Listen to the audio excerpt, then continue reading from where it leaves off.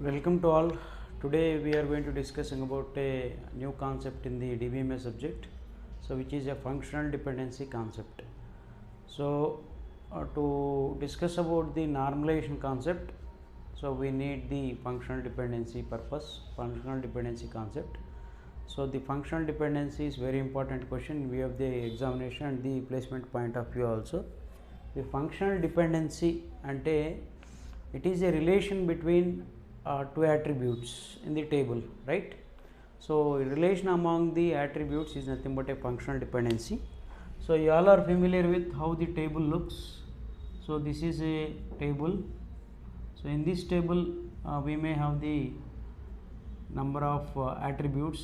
Here attribute 1, attribute 2 and attribute 3. So ఈ attributes మధ్య ఉన్నటువంటి రిలేషన్ని మనం ఏమంటామంటే ఫంక్షనల్ డిపెండెన్సీ అంటాం, right? So the functional dependency can be defined, or it is a FD. Functional dependency is a, right, it is a functional dependency is a relation among attributes, right? It is a relationship, or it is a relationship among attributes in the relation. So మనకి టెర్మినాలజీలోకి వచ్చేటప్పటికి relation అనేది table అవుతుంది, relationship అనేది association అవుతుంది అన్నది, right? So that is very important. And this can be indicated. So మనం ఇక్కడ ఉన్నటువంటి కాలమ్స్ని ఏ బి సి అనుకున్నాం అనుకోండి. So now the functional dependency can be determined. A determines B. So this is a notation for the functional dependency. So it is a relation between the attributes. So appudu ee case lo deenni em ani pilustam ante manam, right? So it is called dependent. It is called dependent, and this is called determinant. It is called dependent, and so this is called determinant. Okay, so functional dependency is a relationship and among the attributes in the relation. So it can be defined like A determines B. So in this relation B can be called as dependent, and determinant can be called as so the A can be, left side part can be called as determinant, and the right side part can be called as dependent, right? So now we will see an example for understanding the functional dependency clearly.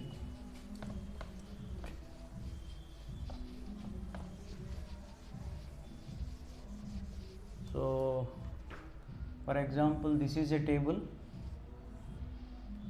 So in this table we have some columns: employee ID, employee name. Okay, so let us take two attributes only: employee ID, employee name.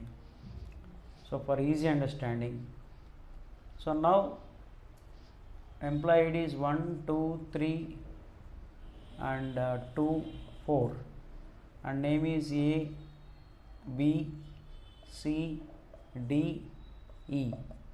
Okay, so here we need to observe that, as we already know that the functional dependency is a relation between two or among the attributes. So now the relation is functional dependency is EID determines ENAME. EID determines ENAME. So EID determines ENAME అంటే, so ఇది functional dependency కరెక్టా కాదా మనం check చేస్తాం. So మనకి example తీసుకుంటే 1 determines A, and 2 determines B, 3 determines C, 2 determines D, 4 determines E. ఇప్పుడు ఈ కేసు మనం అబ్జర్వ్ చేస్తే 1 determines E, so this is valid, and 2 determines B, it is valid, 3 determines C, it is valid, and here if you observe this 2 determines D. So మీరు observe చేస్తే determinant అనేది, so employee ID name వచ్చేసి B అని రాసాం, ఇక్కడ employee ID 2 name మళ్ళీ D అని రాస్తున్నాం. This is violation of the concept of the functional dependency. So this is not allowed. So employee 2 అనే ఎంప్లాయీ 2 యొక్క నేమ్ B అయితే ఎంప్లాయీ 2 యొక్క నేము మళ్ళీ డీగా రాకూడదు అనమాట. So this is 100% not valid. So and 4 determines E, so this is valid.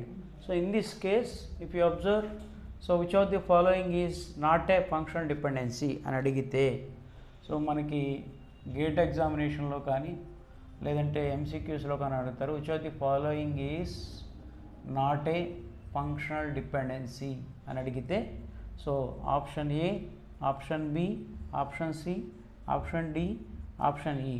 So మనకి answer వచ్చేసి, so option D is not a functional dependent. Okay, so ఇప్పుడు D is dependent on 2.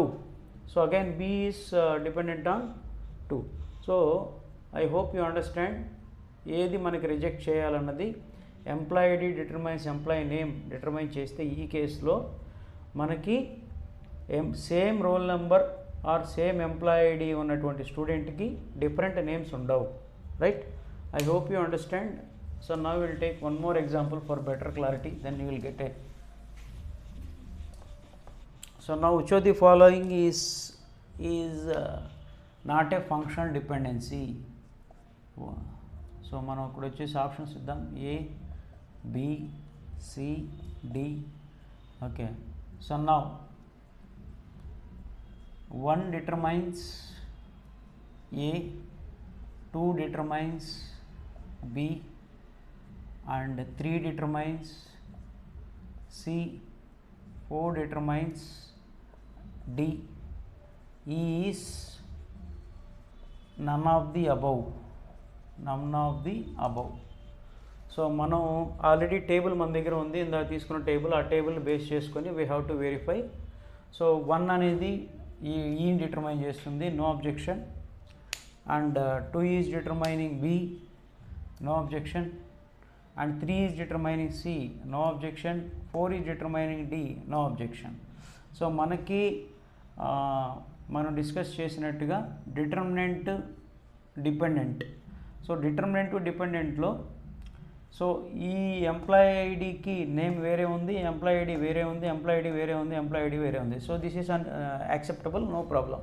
So now the answer is which of the following is a functional D is nothing but E. So ఇవన్నీ కూడా functionally dependency కాబట్టి, functional dependence కానిది ఏది అంటే ఇటులో ఏది లేదన్నట్టు. Okay, so మనం అలా వెరిఫై చేసుకోవాలి. సో ఫంక్షనల్ డిపెండెన్సీ టేబుల్లో ఉందా లేదా చెక్ చేయాలనుకున్నప్పుడు డిటర్మినెంట్ని యూనిక్గా ఉండాలి. ఓకే, తర్వాత ఇంకొక ఎగ్జాంపుల్ తీసుకుందాం. Same case, 1 determines A and same table, ఇందాక తీసుకున్న టేబుల్లోనే ఇది థర్డ్ ఎగ్జాంపుల్. అండ్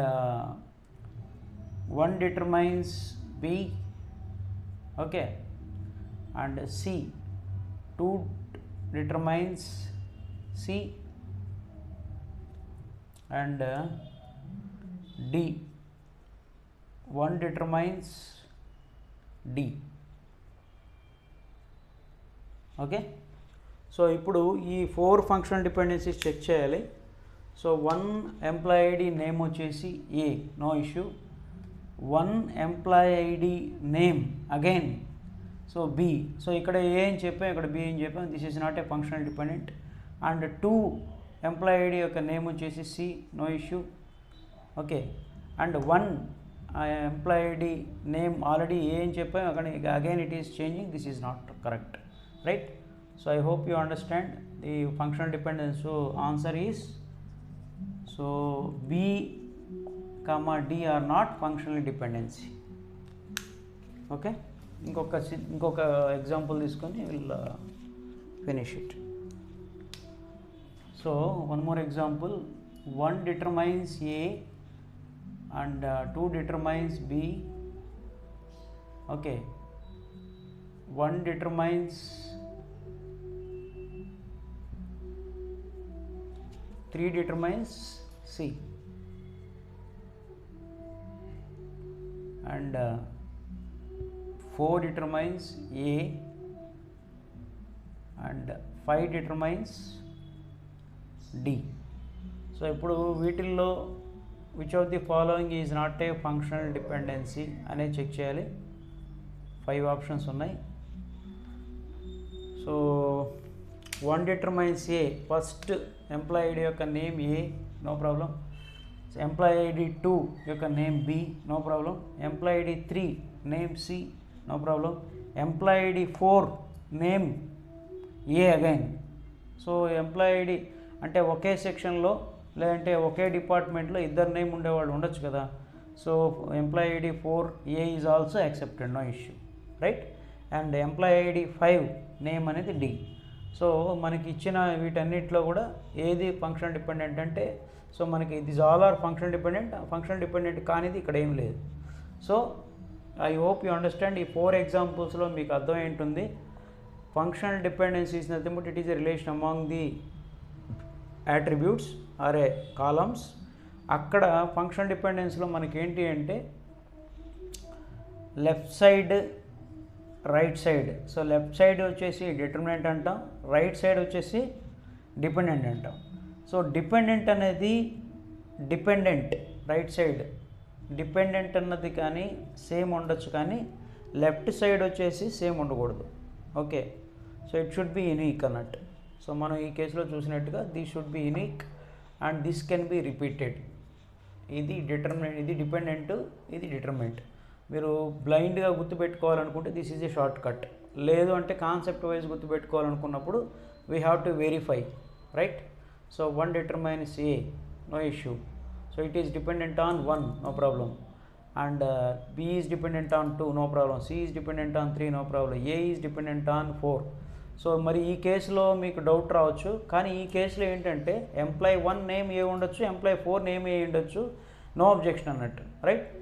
అదే ఈ కేసులో మీరు కనుక అబ్జర్వ్ చేస్తే employee 1 name A, employee 2 name B, employee 3 name C, employee 4 name D. ఈ కేసులో కూడా మనకి ఏమి ఫంక్షనల్ డిపెండెన్సీ లేవు. అదే కనుక ఎంప్లాయీ 3 నేమ్ వచ్చేసి డి అన్నాం అనుకోండి, సో ఇక్కడ స్టోరీ మారిపోతుంది.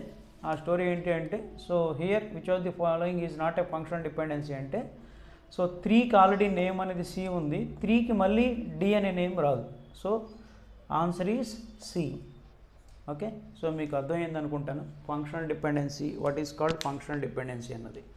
I hope you understand. So you have to practice the functional dependency. So let us discuss the functional dependency more in the next video. That's all for now. Thank you all.